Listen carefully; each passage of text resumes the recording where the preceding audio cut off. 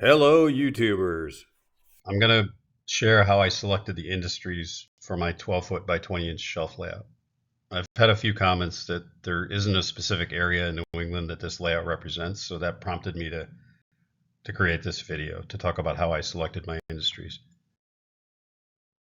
So my general philosophy for the hobby for model railroading is I do like to keep the general diorama based on prototypical structures, prototypical track work, scenery.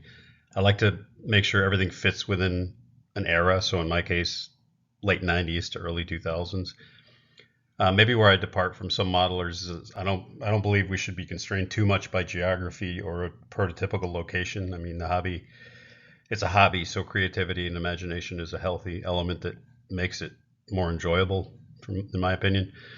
Lastly, when I put down an industry, I like to make sure it has multiple car spots. That increases the operational opportunity, particularly on a shelf type layout. On my layout, I've got 4 industries that I'll talk about, but each of those has multiple spots. So it's effectively like having 9 industries on the layout. The first industry we'll talk about is Northeast distribution and cold storage. And the industry type, it's a warehouse for dry goods and refrigerated or frozen food products. My operational objectives for this industry were to have 2 car spots, one for a mechanical reefer and one for a 50-foot boxcar.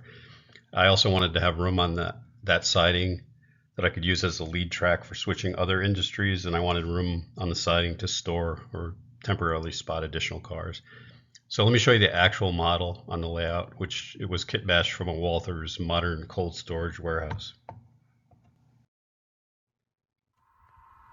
Here's the model of Northeast distribution and cold storage. It's designed to have 2 car spots, one a mechanical refrigeration car, which you can hear running, and the other a 50-foot box. Give you a pan of the facility. There's a cooling unit. Then you've got the air handlers on the roof and the refrigerant lines. We've got lights above each of the loading bays. They're not operational lights, but they're details. I'll move these cars out of the way. See the 2 loading bays. I've numbered them 1 and 2, make it easier for operations. So that is the model of Northeast distribution and cold storage. Okay, now let's look at the prototype that I used for inspiration. And the important word there is inspiration, not necessarily duplication. Prototype is Martin Brower in Manassas, Virginia. It's a distribution and cold storage facility. And you can see several similarities to my model: the loading doors, the lights above the loading doors, and that boxy modern look. This is a view from inside the facility, which has racks for storing products for subsequent local and regional distribution. If I ever chose to model with one of the doors open, this is kind of the look I would put inside the building. On the roof of the prototype, you can see refrigerant lines like I've got on the roof of Northeast distribution and cold storage. So in this case, the prototype is a pretty close match to what I kit bashed with the Walthers kit. Now let's look at the next facility on the layout. It's my ADM corn syrup transfer facility model. And this industry type is, of course, a corn syrup transfer facility. My operational objectives were to have 2 car spots, and I wanted to have room to store or temporarily spot additional cars beyond the 2 tank cars that go to that facility. So let me show you the actual model, which I kit bashed from a Pike Stuff small engine house. This is the model of the ADM transfer facility.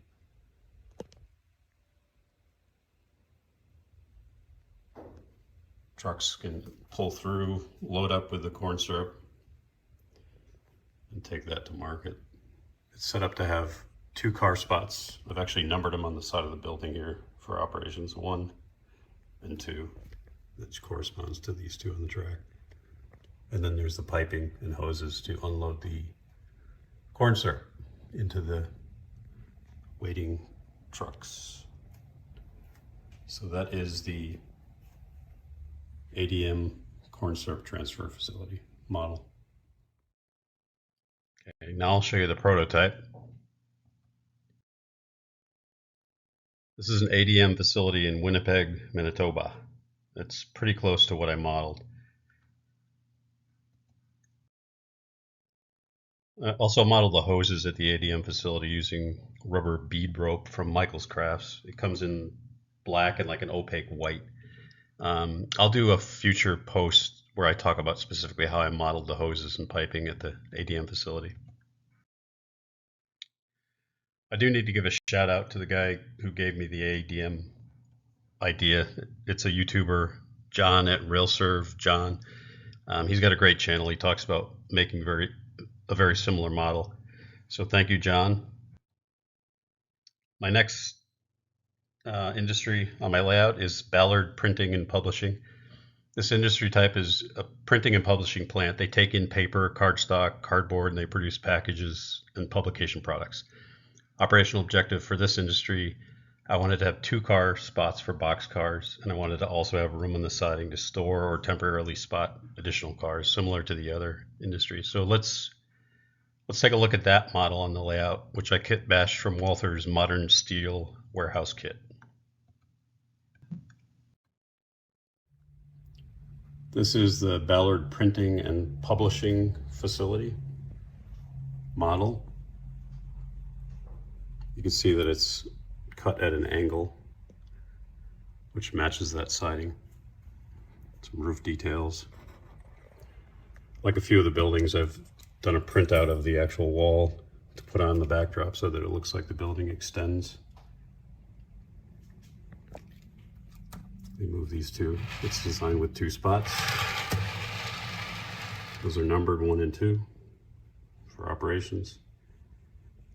I've added this little pipe detail, assuming it's a fire hydrant since it's a paper product plant. Might need that. So that is the Ballard Printing and Publishing Facility model. Okay, now look at the prototype I used as an inspiration for this model. This is Commonwealth Inc. in Cincinnati, Ohio. I think they have multiple distribution facilities, but this is their facility for paper products. You can see the loading doors, the steel siding, the general look and shape are similar to the model that I kit bashed. This is the inside of the prototype building with rolls of paper, stacks of cardboard. If I ever decided to have a door open, I would model a similar interior as what you see here. And the last industry on the layout, this is probably my favorite, it's Bombay Foods, quality since 1966. The industry type is a food processing plant. It produces packaged food products for restaurants, grocery stores. My operational objectives for this model were to have 3 car spots and 3 different types of cars. So 1 spot for pressure-aid covered hoppers, 1 spot for box cars, and 1 for tank cars. And that's not uncommon when you look at these food processing plants or bakeries to have different car types. As with the other industry spurs, I also wanted room to store or spot additional cars while I was switching. The structure was kit bashed from the Walther's Magic Pan Bakery. So let's look at that on the layout. This is the Bombay Foods model. It's the biggest one on the layout. This is designed to have 3 spots. 1 for hoppers, for flour and salt. 1 for a box car, which can be packaging materials, etc. And then the 3rd is for vegetable oil and corn syrup. So you can trade those out as needed. So let me move these cars out of the way. And it's always good to open the derailleur when you do that.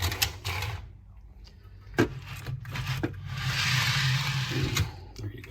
So now you can see the unloading facility with the hoses for the flour and the salt. That's spot 1. Spot 2 is the box car. Spot 3 is for unloading vegetable oil and corn syrup. You can see on the backdrop, it sort of continues on as another part of the building. roof details, a bit of weathering. That is the Bombay Foods model. So there are several food plants and bakeries like this that you can use as a prototype, and I'm going to show you a couple that I use for this model. Prototype 1, this is Mondelez or Nabisco.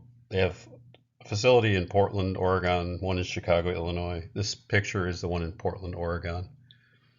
There are general similarities to the structure that I built, but the scale of this is obviously much larger than mine. Prototype 2 is Trujillo Foods in Miami, Florida.